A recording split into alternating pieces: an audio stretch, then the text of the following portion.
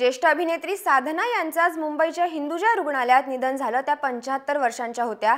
अनेक हिंदी चित्रपटात साधना यांनी दमदार अभिनय केला। 2 सप्टेंबर 1941 रोजी कराचीतील सिंध येथे त्यांचा जन्म झाला।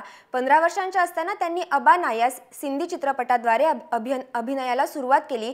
त्यावेळी त्यांना 1 रुपया मानधन मिळालं होतं। त्या सर्वात जास्त प्रसिद्ध झाल्या त्या त्यांच्या हेअरस्टाईलमुळे।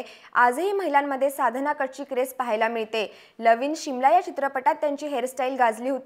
RK नय्यर यांच्यासोबत त्यांचा विवाह झाला होता।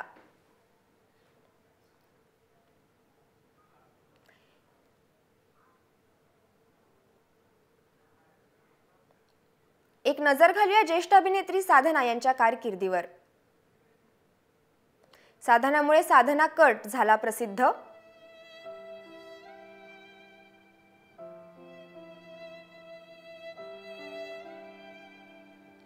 अबाना या सिंधी चित्रपटातून त्यांच्या कारकिर्दीची सुरुवात झाली। लव इन शिमला चित्रपटातून हिंदीत त्यांनी पदार्पण केलं। मुड़मुड़ के ना देख हे त्यांचं लोकप्रिय गाणं होतं। अभी ना जाओ छोड़ के या गाण्यासाठी त्या प्रसिद्ध आहेत। साधना बोस या अभिनेत्रीवरून साधना हे नाव ठेवण्यात आलं। वो कौन थी राजकुमार हे त्यांचे गाजलेले चित्रपट। इचक दाना बिचक दाना या गाण्यासाठी त्यांनी कोरस गर्ल म्हणून काम केलं होतं।